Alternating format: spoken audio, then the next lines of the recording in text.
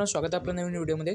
तर मित्रांनो, आज आपण बघणार आहे D.2 ERPचा प्रमोशन क्रायटेरिया काय आहे, म्हणजे first year to second year, second year to third year आणि थर्ड इयर टू फोर्थ इयरमध्ये जायचा क्रायटेरिया काय. तर बघा मित्रांनो, इथं बघा D.2 प्रमोशन क्रायटेरिया. त्यानंतर बघू शकता promotion of SY BTech FY admitted student, म्हणजे सेकंड इयर बीटेकचे student. Total credit of sem first plus second sem, म्हणजे फर्स्ट सेम आणि second sem credit earn in first sem and second sem. If credit earn, total credit 60 multiply by 60%, the eligible promotion to SY.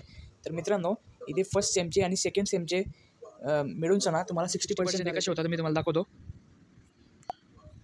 तरी बघा, first इयरचे total credits आहे मित्रांनो 37 credits आहे.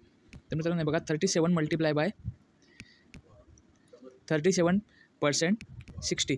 तर मित्रांनो हे बघा, तुम्हाला 22.2 क्रेडिट्स आणावे लागतील मित्रांनो, तेव्हा तुम्ही सेकंड इयरमध्ये प्रमोशनसाठी इलिजिबल असाल.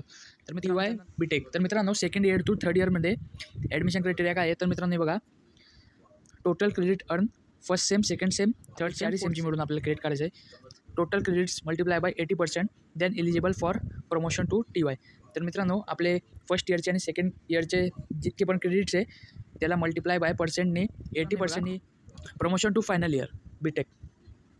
तर मित्रांनो हे बघा, total credits first year second year first sem second sem third sem fourth sem fifth sem sixth sem. तर मित्रांनो इथे तुम्ही बघू शकता सिक्स्थ सेम लोक आहे, सिक्स सेमची मिळून तुम्हाला 86% लागता इलिजिबल क्रायटेरिया, तरच तुम्ही फायनल इयरमध्ये ॲडमिशन घेऊ शकता. तर मित्रांनो इथं बघू शकता तुम्ही, आपल्याला DSYचं पण आहे, म्हणजे डायरेक्ट सेकंड इयर ॲडमिशनवाल्यांचं कसं आहे ते पण मी तुम्हाला नेक्स्ट व्हिडिओमध्ये सांगणार आहे. तर मित्रांनो भेटूया पुढच्या व्हिडिओत. धन्यवाद.